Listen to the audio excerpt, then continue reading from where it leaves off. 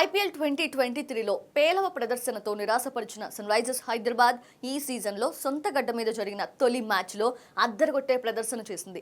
క్రావిస్ head Abhishek Sharma Klaasen ఆకాశమే హద్దుగా చెలరేగడంతో IPL హిస్టరీలో అత్యధిక స్కోర్ని నమోదు చేసింది.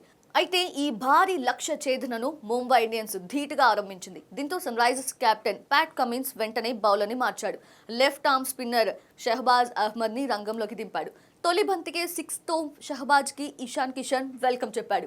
లెఫ్ట్ హ్యాండ్ బ్యాటర్ క్రీజ్లో ఉన్నప్పుడు లెఫ్ట్ హ్యాండ్ స్పిన్నర్ని బౌలింగ్కి దింపడం పట్ల కామెంటేటర్ బ్రియాన్ లారా విస్మయం వ్యక్తం చేశారు.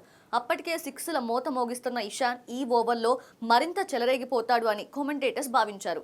ఓ రకంగా చెప్పాలంటే కమిన్స్ నిర్ణయాన్ని తప్పుపట్టారు. కానీ మరుసటి బంతికి కూడా భారీ షాట్ ఆడబోయిన ఇషాన్ కిషన్ మ్యాక్రమ్కి క్యాచ్ ఇచ్చి అవుట్ అయ్యాడు. మరోసారి స్లాగ్ స్వీప్ షాట్ ద్వారా 6 కొట్టే ప్రయత్నంలో ఇషాన్ బంతిని సరిగా మిడిల్ చేయలేకపోయాడు. దీంతో డీప్ మిడ్ వికెట్ దగ్గర ఫీల్డర్ మ్యాక్రమ్ చేతికి క్యాచ్ ఇచ్చాడు.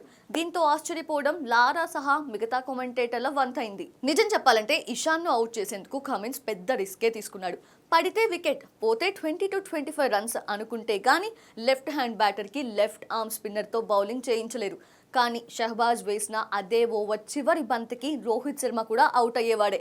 రోహిత్ ఫుల్ షాట్ ఆడబోగా బ్యాట్ ఎడ్జ్ తీసుకోవడంతో బంతి మిడ్ ఆన్ దిస్ గా గాల్లోకి లేచింది.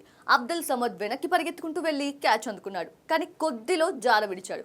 ఇక మరుసటి ఓవర్ కమిన్స్ బౌలింగ్ చేయగా తాను ఎదుర్కొన్న తొలి బంతికే 6 కొట్టిన రోహిత్ శర్మ మరుసటి బంతికి భారీ షాట్ ఆడబోయి అభిషేక్ శర్మకు క్యాచ్ ఇచ్చి పెవిలియన్ చేరాడు. ఇలా ముంబై ఇండియన్స్ ఓపెనర్స్ ఇద్దరు వరుస ఓవర్స్లో పెవిలియన్ చేరడంతో సన్ రైజర్స్ కాస్త ఊపిరి పీల్చుకుంది. ఇక డెత్ ఓవర్లోనూ కమిన్స్ సత్తా చాటాడు. 15వ ఓవర్ బౌలింగ్ చేసిన కమిన్స్ 3 పరుగులు ఇచ్చి 1 వికెట్ తీయగా 19వ ఓవర్లో 7 పరుగులు మాత్రమే ఇచ్చాడు. అయితే ముంబైతో మ్యాచ్లో కెప్టెన్గా రిస్క్తో కూడిన నిర్ణయాలు తీసుకున్న కమిన్స్ బౌలర్గాను సత్తా చాటాడు.